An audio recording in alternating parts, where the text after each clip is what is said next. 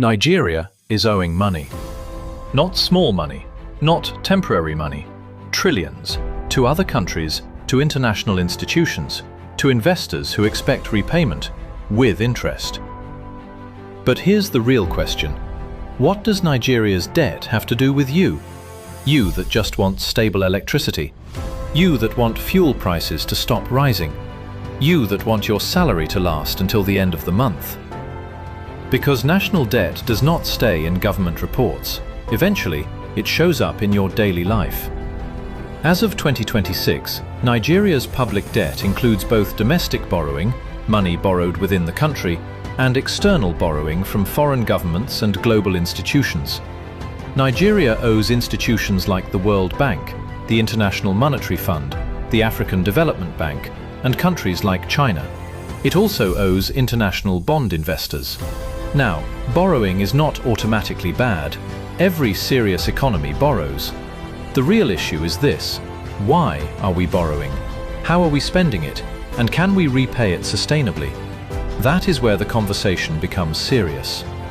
When a country owes a significant amount of money, a large portion of government revenue goes into servicing that debt, paying back loans and interest. That means less money for healthcare, less for education, less for infrastructure, less for power supply. And when revenue becomes tight, governments often respond in predictable ways.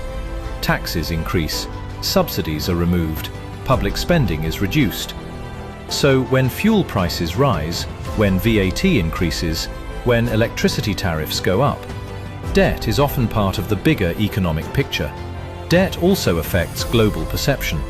Credit rating agencies assess Nigeria's ability to repay its loans. Investors evaluate risk. Borrowing becomes more expensive when confidence drops. Sometimes, loans come with conditions: economic reforms, currency adjustments, structural policies.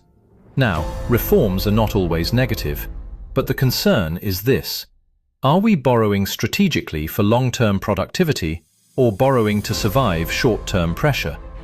That distinction matters, because global respect is tied to economic discipline, and discipline is tied to sustainability. The deeper issue may not simply be debt, it may be revenue generation. Compared to many economies, Nigeria's tax to GDP ratio remains relatively low. That means government income is limited compared to the size and needs of the population. So borrowing becomes a tool to fill the gap. But debt becomes dangerous when systems are inefficient, when leakages exist, when projects are poorly executed, when transparency is